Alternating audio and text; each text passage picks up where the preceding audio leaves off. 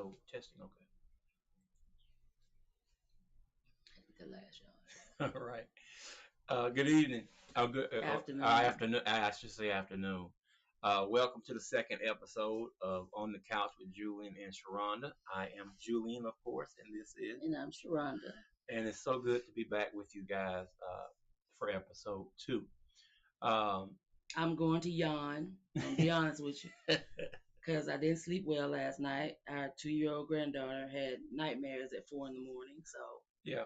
So we're a little sleepy eyed and groggy, but we I'm really excited about this episode because we're going to be touching on some subjects that come up often within the context of marriage and a biblical marriage, especially. But I believe that they have been skewed and twisted over the years and have led actually to failure in marriages and oppression. Okay, so the title of this episode is Submission, Finances, and Love After It Falls Apart. Last week we touched on what love was. We touched on the first marriage. And this week we're going to continue that train of thought, but from the perspective of what happens after the fall with Adam and Eve. We all know that from last week's episode that God, put them together. Everything was going well. And then the whole episode with the serpent and the fruit and that type of thing. And the first thing that I wanted to point out in the fall and what actually caused the fall was the wife hearkening to another voice. The punishment that God metes out to the woman, the man, and the serpent actually fit the crime of what each one of them did. All right, and you have to ask yourself what was off limits.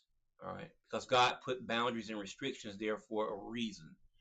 So for the man and the woman, the tree was what was off limits. But what was off limits to the snake?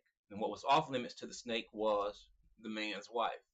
So the very first sin, per se, even though it's commonly associated that it was them eating the fruit from the tree that God said not to, in fact, was actually a cause of the woman listening to another voice, another authority, if you will, and so that's a form of adultery.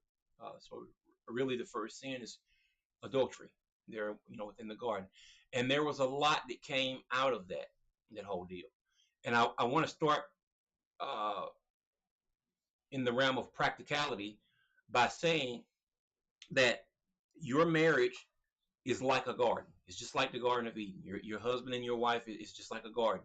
And what you plant within that garden is going to determine what it produces. If you plant strife and anger, resentment, bitterness, competition, and control, then it's going to sprout up and it's going to grow divorce. Those are weeds for divorce.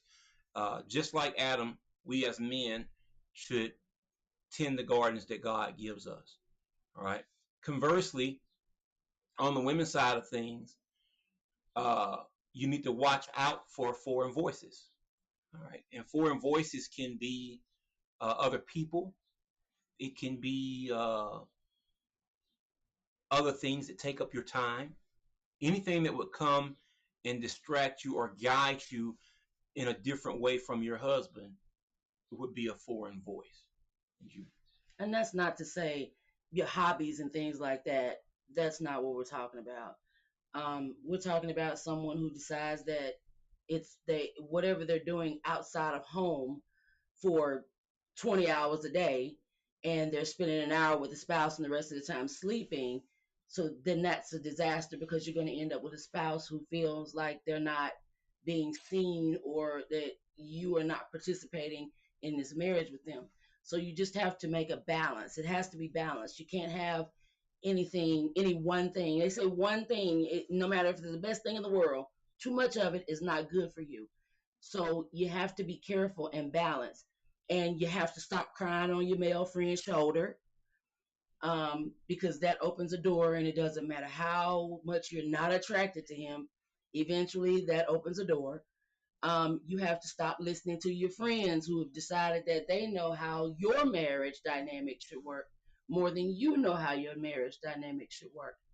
The one thing me and Julian said when we first decided to get married was that whether we sank or swam, it was going to be on us.